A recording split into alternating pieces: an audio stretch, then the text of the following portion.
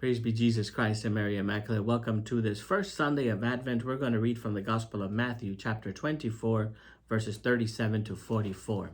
While this is the first Sunday of a new liturgical year, the Gospel readings that we have is speaking about the end time. This is towards the end of the Gospel of Matthew, and Jesus is speaking about the end time.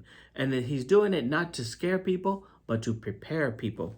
Let's look at what happens a little bit before the verses that we have for our Sunday Gospel to put it into context. Jesus has gone into Jerusalem and has gone to the temple. He has seen what is happening there with the trading of animals and the selling of animals and the receiving of money and the treasury and everything that's happening there. And Jesus goes and he cleanses the temple. We know what that was like. Then Jesus accuses the chief priests and those who worked in the temple as being thieves, as being people who live off of widows and orphans instead of taking care of them. And he recognizes and he says that the house of his father has been turned into a den of thieves. And while his disciples are admiring the temple, Jesus is crying over the city of Jerusalem. Jesus does not want to see it destroyed, but he sees that they're simply not paying attention to what he's saying. They're simply not paying attention to God working in their midst. They're unaware of God working in their midst, and this has grave consequences. Jesus says that the temple will be destroyed. And why is this? This is not to scare people, but Jesus is saying that all those old things that were not life-giving will come to an end in order to give a new start to things that are more life-giving, that offers us more hope and more promise. And this is the reign of God. It is the reign of God that brings us more promise, that gives us something to look forward to. And Jesus gives us the text that we have today. As it was in the days of Noah, so it will be at the coming of the Son of Man. In those days before the flood, they were eating and drinking, marrying and giving in marriage. They did not know until the flood came and carried them all away. What is Jesus saying to us? Jesus is saying to us this: pay attention to the ordinary things of life, the everyday things that all of us have to do, because it is in and through them that God is working and God is preparing us for something greater. Jesus is telling us that as good as these things are, to eat, to drink, to marry, and to give in marriage, and to enjoy the good things of this earth, Jesus is saying none of these things will last forever. All of these things will come and will pass. They will all come to an end. In order for us to set our sights on the things that are lasting, that are forever, the things that come from God, and for us not to be surprised. You know, the day of Noah was not a destruction of the earth. It was actually the beginning of the salvation of the earth. It was the beginning of a new way of living.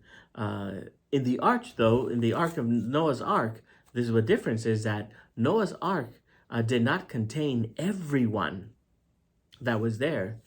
Noah's ark was salvation for those who paid attention, to those who were listening to what God was doing and preparing them in the ordinary things of life. And Jesus says, so it will be at the coming of the Son of Man. 2 men will be out in the field. One will be taken and one will be left.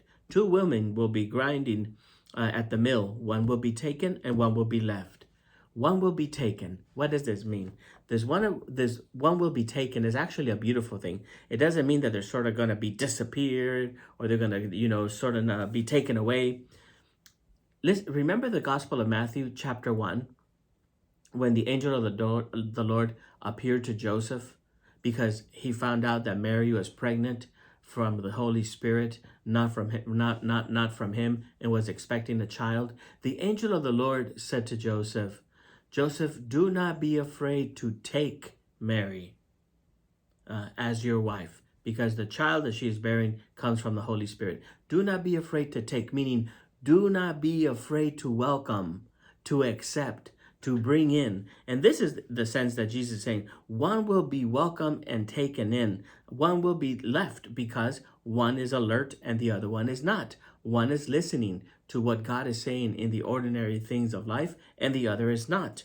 And this is why Jesus says, therefore, stay awake. And this is the same invitation that Jesus gives to us at his greatest moment, which is Gethsemane. When he's about to give us all of his life, he says, stay awake, because this is the way that we then can be welcomed into the new reality that's being born in our lives, that we can be welcomed into the reality of the reign of God.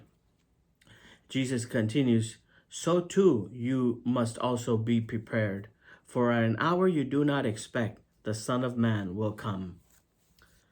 Jesus, just like the ark in Noah's story, did not hold everyone and everything. Like the coming of the Son of Man is a moment of salvation for everyone, but not everyone is attentive to it. Some will be welcomed and some will be left behind. But here's the good news, my brothers and sisters. Just one verse before today's gospel reading gives us the assurance of why this is not a moment to fear, but a moment to look forward to. And it says, this is verse 36. But about that day and hour, no one knows, neither the angels of heaven nor the Son, but only the Father. The Father knows when our day comes. The Father knows when our last days here on earth are. The Father knows about the end times, and he knows us dearly. He loves us dearly. Be assured that as we live our life, we must live our life prepared, but not afraid, because we are in the tender, loving care of a Father who loves us. God bless you.